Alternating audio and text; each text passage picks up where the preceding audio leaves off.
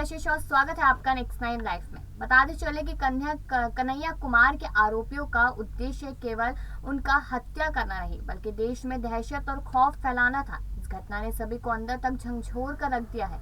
इस तरफ निर्मम हत्या करना और बाद में वीडियो बनाकर डालना बेहद खतरनाक है।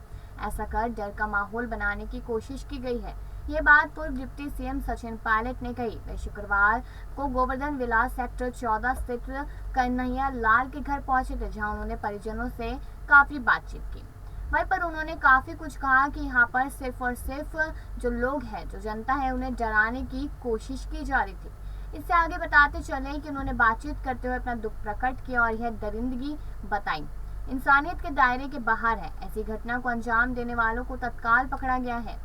प्रमुख आरोपी के अलावा तो लोग व संगठन साथ है। जांच पूरी होते ही कार्रवाई होगी और उन्होंने फांसी से कम सजा नहीं मिलनी चाहिए, इस तरीके की सचिन पायलट ने यहाँ पर मांग कर दी है। चलिए आपको सचिन पायलट की वो वीडियो दिखाते हैं जिसमें वो अपना दुख प्रकट करते हैं और साथ ही साथ यहाँ पर कितनी कुछ मांग करते हुए नजर आए। सर, इंटेलिजेंस फेलियर भी तो रहा सर, क्या नहीं लगता सर आपको? देखिए, सारा मामला इन्वेस्टिगेट कर रही है एजेंसीज और अब नेशनल इन्वेस्टिगेटिंग एजेंसी भी इसको जांच कर रही है। जांच के बाद अगर कहीं जो परिणाम आएंगे उस पर एक्शन भी लिया जाएगा। सरकार ने कुछ एक्शन लिया भी है, लेकिन क्योंकि जांच चल रही है, जैसी जांच के परिणाम आएंगे उस पर भी कार्रवाई करेंगे। लेकिन परिवार अभी भी दहशत में, उनका ये कहना है कि लेकिन कुछ मैंने सिक्योरिटी ऐसा नहीं है। पूरे परिवार को मैंने खुद बात की है। व्यापक पुलिस प्रबंधन यहाँ किए गए हैं और ना अभी के लिए, भविष्य में भी अगर कहीं ऐसा उनको खतरा महसूस होगा तो उनको सुरक्षित रखने की जिम्मेदारी प्रशासन और पुलिस की है, उसको पूरी तरह निभाएंगे।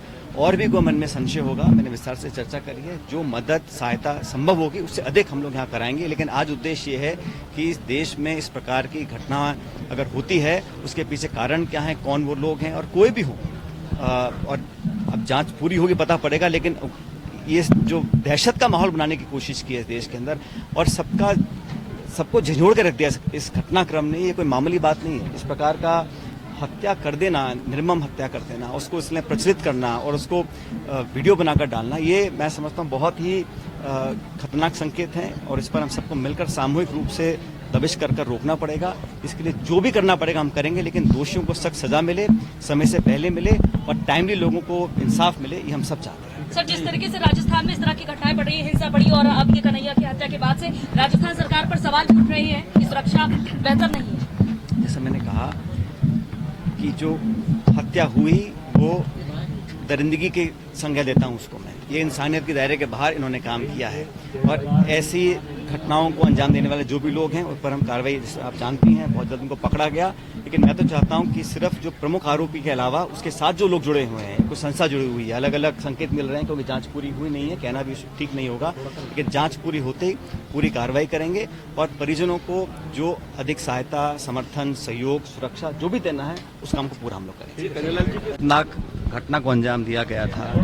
आज स्वर्गीय कन्हैयालाल जी के परिजनों से मैं मिला हूँ और हम सभी जानते हैं कि जिस हैवानियत का प्रदर्शन इस हत्याकांड के माध्यम से लोगों ने देने की कोशिश की है, वो कोई भी समाज या कोई भी राज्य, कोई भी लोग बर्दाश्त नहीं कर सकते हैं।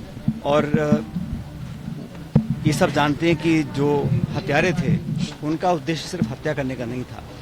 जिस तरह से इस पूरी घटना को अंजाम दिया गया, जिस तरह से दहशत और खौफ पैदा करने की कोशिश की गई, मैं समझता हूँ वो हम सब के लिए एक बहुत बड़ी चेतावनी है और लोगों के जहन में डर पैदा करने का, खौफ पैदा करने का जो उन्होंने कोशिश की है, उसको हम सब मिलकर नाकाम करेंगे। और दोषियों को पकड़ा तो गया है, लेकिन हम सभी चाहते हैं कि चाहे वो ATS हो, SOG हो या NIA हो, दोषियों को जल्द से जल्द, चाहे डेली हेयरिंग हो स्पेशल कोर्ट के माध्यम से, लेकिन जो दोषी हैं जिन्होंने हत्या को अंजाम दिया है, इस भयानक घटनाक्रम को अंजाम दिया है, उनको सख्त से सख्त सजा मिलनी चाहिए। और मैं समझता हूँ फांसी से कम सजा नहीं मिलनी चाहिए।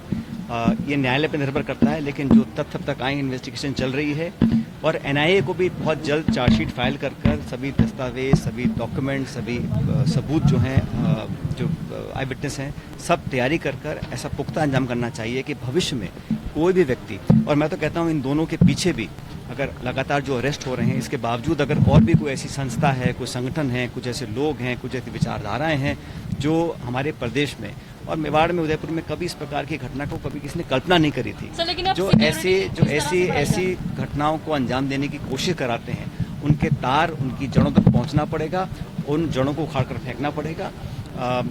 मैं समझता हूँ इस भयानक जो हत्या हुई है और जिस प्रकार से इसको प्रचलित किया गया वीडियो बनाकर, वो एक प्री प्लान तरीके से किया गया है और हमारे यहाँ कभी इतिहास ऐसा रहा नहीं। और मुझे खुशी इस बात की है कि जो कन्हैया जी के बेटे हैं दोनों बहुत समझदार हैं और जो दुख है वो झेलने के बावजूद भी अपना संयम बनाए हुए हैं।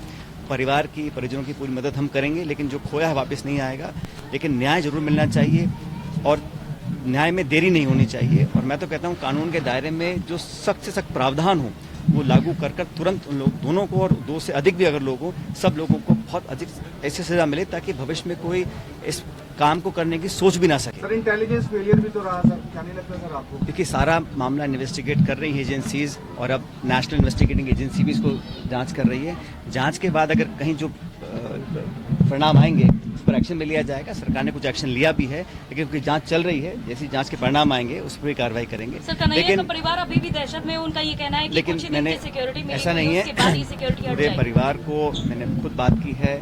व्यापक पुलिस प्रबंधन यहाँ किए गए हैं और ना अभी के लिए, भविष्य में भी अगर कहीं ऐसा उनको खतरा महसूस होगा तो उनको सुरक्षित रखने की जिम्मेदारी प्रशासन और पुलिस की है, उसको पूरी तरह निभाएंगे।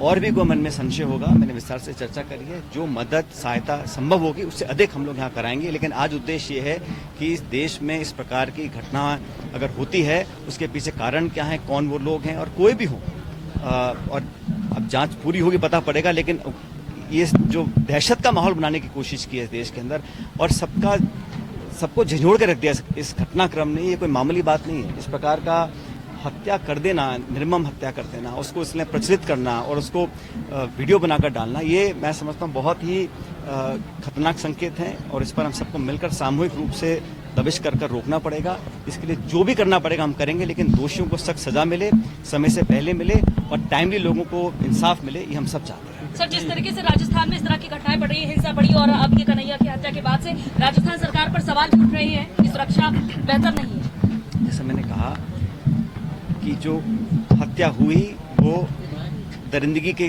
संज्ञा देता हूँ उसको मैं। ये इंसानियत के दायरे के बाहर इन्होंने काम किया है और ऐसी घटनाओं को अंजाम देने वाले जो भी लोग हैं उस पर हम कार्रवाई, जैसे आप जानती हैं, बहुत जल्द उनको पकड़ा गया। लेकिन मैं तो चाहता हूं कि सिर्फ जो प्रमुख आरोपी के अलावा उसके साथ जो लोग जुड़े हुए हैं, कुछ संस्था जुड़ी हुई है, अलग अलग संकेत मिल रहे हैं क्योंकि जांच पूरी हुई नहीं है, कहना भी ठीक नहीं होगा। लेकिन जांच पूरी होते ही पूरी कार्रवाई करेंगे और परिजनों को जो अधिक सहायता, समर्थन, सहयोग, सुरक्षा जो भी देना है उस काम को पूरा हम लोग करेंगे। घटना को अंजाम दिया गया था।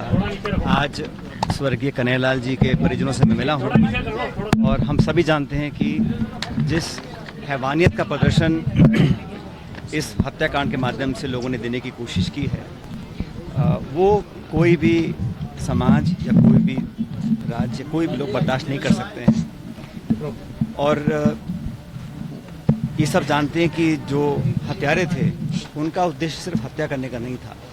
जिस तरह से इस पूरी घटना को अंजाम दिया गया, जिस तरह से दहशत और खौफ पैदा करने की कोशिश की गई, मैं समझता हूँ वो हम सब के लिए एक बहुत बड़ी चेतावनी है और लोगों के जहन में डर पैदा करने का, खौफ पैदा करने का जो उन्होंने कोशिश की है, उसको हम सब मिलकर नाकाम करेंगे। और दोषियों को पकड़ा तो गया है, लेकिन हम सभी चाहते हैं कि चाहे वो ATS हो, SOG हो या NIA हो, दोषियों को जल्द से जल्द, चाहे डेली हेयरिंग्स हों स्पेशल कोर्ट के माध्यम से, लेकिन जो दोषी हैं जिन्होंने हत्या को अंजाम दिया है, इस भयानक घटनाक्रम को अंजाम दिया है, उनको सख्त से सख्त सज़ा मिलनी चाहिए। और मैं समझता हूँ फांसी से कम सज़ा नहीं मिलनी चाहिए। ये न्यायालय पर निर्भर करता है, लेकिन जो तथ्य अब तक आए, इन्वेस्टिगेशन चल रही है और NIA को भी बहुत जल्द चार्जशीट फाइल कर सभी दस्तावेज, सभी डॉक्यूमेंट, सभी सबूत जो हैं, जो आई विटनेस हैं, सब तैयारी कर ऐसा पुख्ता अंजाम करना चाहिए कि भविष्य में कोई भी व्यक्ति, और मैं तो कहता हूँ इन दोनों के पीछे भी अगर लगातार जो अरेस्ट हो रहे हैं, इसके बावजूद अगर और भी कोई ऐसी संस्था है, कोई संगठन है, कुछ ऐसे लोग हैं, कुछ ऐसी विचारधाराएं हैं जो हमारे प्रदेश में और मेवाड़ में, उदयपुर में कभी इस प्रकार की घटना को कभी किसी ने कल्पना नहीं करी थी, जो ऐसी घटनाओं को अंजाम देने की कोशिश कराते हैं, उनके तार, उनकी जड़ों तक पहुंचना पड़ेगा, उन जड़ों को उखाड़ कर फेंकना पड़ेगा। मैं समझता हूँ इस भयानक जो हत्या हुई है और जिस प्रकार से इसको प्रचलित किया गया वीडियो बनाकर, वो एक प्री प्लान तरीके से किया गया है और हमारे यहाँ कभी इतिहास ऐसा रहा नहीं। और मुझे खुशी इस बात की है कि जो कन्हैया जी के बेटे हैं दोनों बहुत समझदार हैं और जो दुख है वो झेलने के बावजूद भी अपना संयम बनाए हुए हैं। परिवार की, परिजनों की पूरी मदद हम करेंगे, लेकिन जो खोया है वापस नहीं आएगा। लेकिन न्याय जरूर मिलना चाहिए और न्याय में देरी नहीं होनी चाहिए। और मैं तो कहता हूँ कानून के दायरे में जो सख्त से सख्त प्रावधान हो वो लागू कर तुरंत उन लोग दोनों को और 2 से अधिक भी अगर लोग हो, सब लोगों को बहुत अधिक ऐसी सजा मिले ताकि भविष्य में कोई इस काम को करने की सोच भी ना सके।